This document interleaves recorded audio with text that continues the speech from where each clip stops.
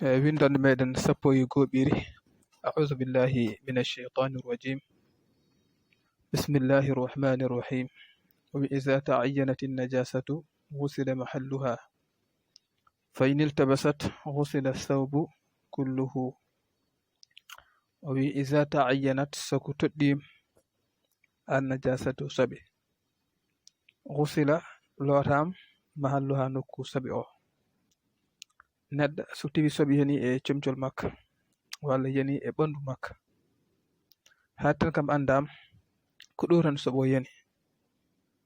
en anda ke ceɓal wutti o tan yani walla en anda ke koyngal tuubu ngal tan yani haade nokku soɓi o kañum ko hunde toɗɗande bi mana woni ko hunde andade ɗon ɗo soɓi ɗo ko ɗum noon tan lorte haade en anda won hanti laaɓi jarani kadi lor kala ko soɓani hen ko. Fa in iltabasat so tawi noon soɓo jiibima o bandi soɓi yani e comcol makka kono noon o ronki andude holɗo soɓoɗo haaɗi e comcol ngol o ronki andude place o tan ɗon ghusila sawbu yo lor comcol ngol kulluhu kangol fof. So loori fof kam hay soɓo e hoore muɗum ma laaɓir hen. ɗum waɗi neɗɗo kala ko yamira e to banggue shari yo gollu o gollat tan ha o anda o golli kam fodde ko wiya ko yo golli hen kala ko sikki bel timmi walla timmani yo gollu ɗum tan ha o yenne kam so ɓurtani haydara kam mankani. Wadde so lori dendagal comcol ngol kam o ɓandi kam so ɓurtani ko fonno ko lorede hay hunde kam mankani hen. Wa man shakka kala on neɗɗo cikkuɗo fi isabati najasati e hebde soɓe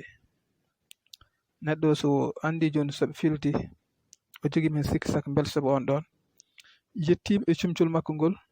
walla ala yettaki hen ɗon nadaha yo ƴettu ndiyam tan o wicca e nokku ɗo sikiri ɗo hen haade man tan soɓe filti kono noon o anda bel soɓe o yettima e comcol makko ngol walla ala yettaki e comcol ngol haade ko noon wayi kay ɗon yo ƴettu ndiyam tan o leppini jungo makko ngo o wicci ɗum e place mbo sikki o so soɓo kam woodi yande ɗo tan foti yande o wicci hen ndiyam so welama hanti o juldu ngol ɗon comcol jarani comme lotogol ni.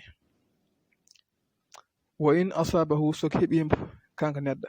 so yani e makka shay'un hunde shakka o sikiri noon fi najasatihi sobde hunde nden ɗon o ɓandi kam ndiyam yani e makka ɗam ɗon ndiyam noon o sikiri bel ɗum ɗo ko taari gon ɗo tan walla ala ko ndiyam ɓolam won ɗon ɗon kam fala natha alayhi jarani kom wicci hen yo nangu ko ɗum ndiyam tan o was lortingol ɗon jobjol waɗɗakim lorte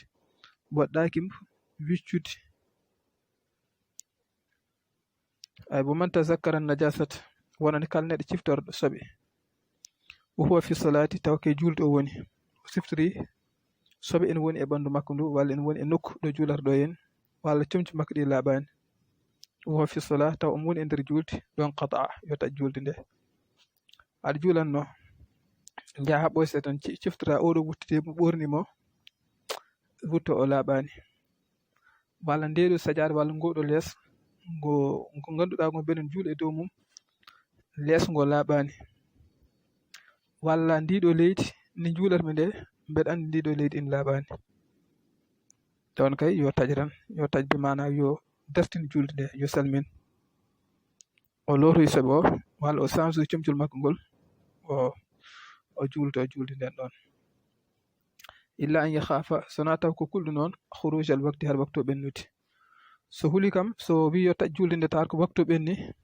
ɗon kam yo jokku julde nde wonno julde e nder waktu haska a laaɓani kañum ɓuuri moƴƴude juula caggal waktu taw ka laaɓɗo ke mbiyata ko hifzul wakti awla min hifzi tahara ɗon so huli tan so wiyo ittoy soɓo so arti o tawat ko waktu muhtaro ɓenni ɗon yo continue julde makko nde tan. Mo man salla wonani kala neɗɗo julɗo biha taw soɓe nane makka o juuli comci makko taw laaɓani walla nokku makko o laaɓani taw noon naasiyan ko jejjirnoɗo o yejjitingo oɗo wutti laaɓan o juldi heen wata zakkar o siftoroy ɗum noon ba'da salam caggal nde o salmin o juuli haa o salmin o siftori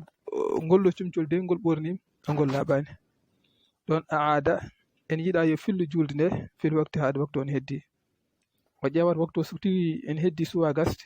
o fillo kono noon waktu o kam so gasi noon jarani kon fillo julde nde